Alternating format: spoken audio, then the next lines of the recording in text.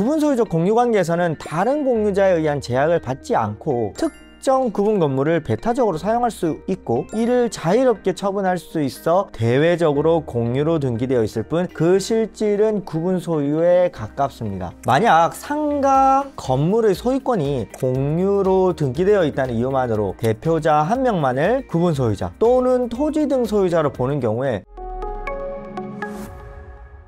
안녕하세요. 건평법률사무소 김건우 변호사입니다. 저는 재개발, 재건축, 그리고 부동산을 전문으로 하고 있으며 해당 분야가 대한변호사협회 전문 분야 등록이 되어 있습니다.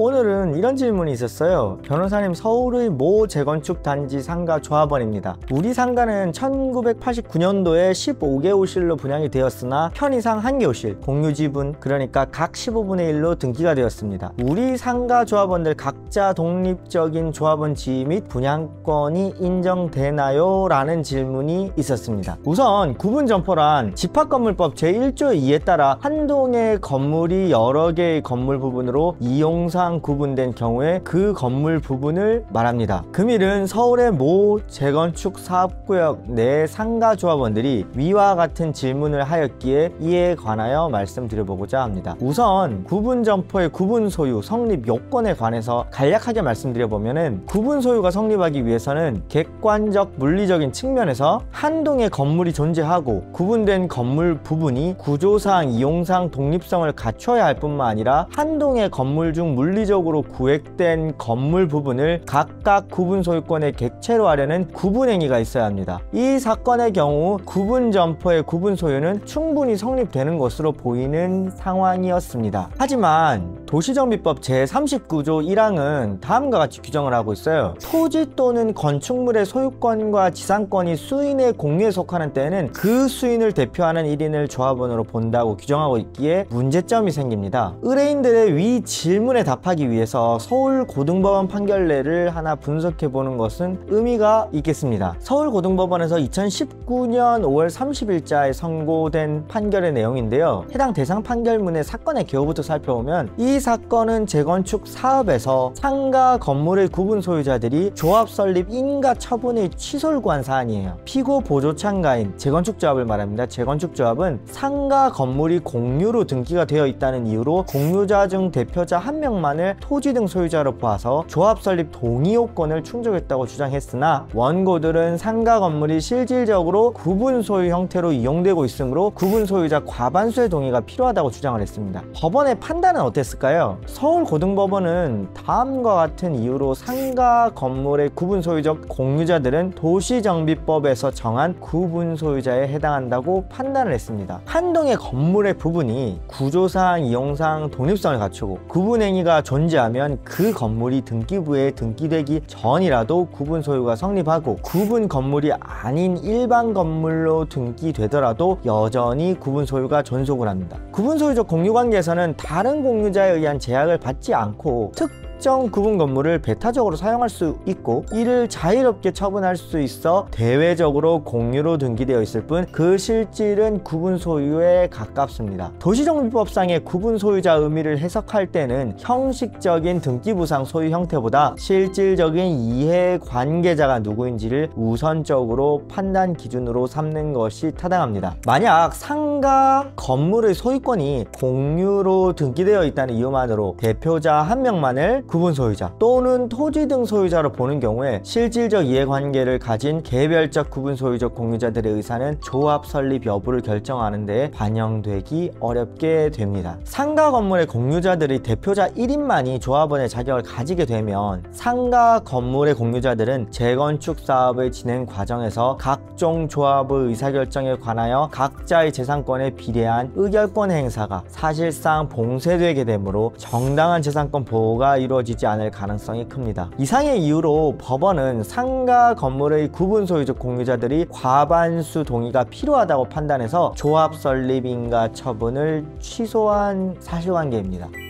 그러면은 이 사건으로 다시 돌아와서 한번 보면은 이 사건에서 15인의 독립적 조합원 자격 및 분양권 인정이 될까요? 우선 조합원 자격부터 살펴보겠습니다. 도시정비법은 토지 또는 건축물의 소유권과 지상권이 수인의 공유에 속하는 때는 그 수인을 대표하는 1인을 조합원으로 본다고 규정을 하고 있습니다. 그러나 앞서 본 서울고등법원 2018루 52060 판결에 따르면 구분 소유적 공유 관계에 있는 경우에는 각 구분 소유적 공유자들을 구분 소유자로 인정하여야 합니다. 따라서 이 사건의 경우 15인은 각각 독립적인 조합원 자격을 가질 수 있다고 판단이 됩니다. 이는 다음과 같은 이유에 근거하게 됩니다. 첫 번째로 실제로 15개 호실로 구획되어 30년 이상 각각 독립적으로 거래되어 왔습니다. 두 번째는 1989년 분양 당시에도 15개 호실로 나뉘어 분양이 되었습니다. 세 번째로는 각 공유자들 특정 호실을 배타적으로 사용 수익을 해서 왔습니다. 자, 분양권에 대해서 살펴보면 분양권은 조합원 자격을 전제로 하므로 15인이 각각 독립적인 조합원 자격을 인정받는다면 분양권도 인정받을 수 있다고 봄이 타당합니다. 대법원 판결에서도 사실상의 구분 소유적 공유자들에게 가구별로 분양 대상 자격을 인정한 바가 있습니다. 자, 정리를 한번 해보도록 하겠습니다. 이 사건에서 15인은 구분 소유적 공유관계에 있다고 볼 수가 있으며 서울고등법원 판결의 취지에 따라 각각 독립적인 조합원 자격 및 분양권을 가질 수 있다고 판단이 됩니다. 비슷해 보이지만 세상의 모든 사례는 똑같을 수가 없습니다. 각각의 사례에는 다양한 풀이 전략이 있기 마련이죠. 조합원 자격 및 분양권 인정 여부에 관해서 추가로 궁금하신 점이 있으실 경우에는 언제든지 당 법률사무소로 연락하여 주시기 바랍니다. 네, 유튜브 구독과 좋아요, 알림 설정까지 부탁드리며 또 당 법률사무소는 네이버 블로그에 재개발, 재건축, 부동산과 관련해서 유익한 정보들을 많이 올려두고 있어요. 블로그에 방문하셔서 좋은 정보들도 많이 가져가실 수 있으면 좋겠습니다. 네, 이상입니다. 감사합니다.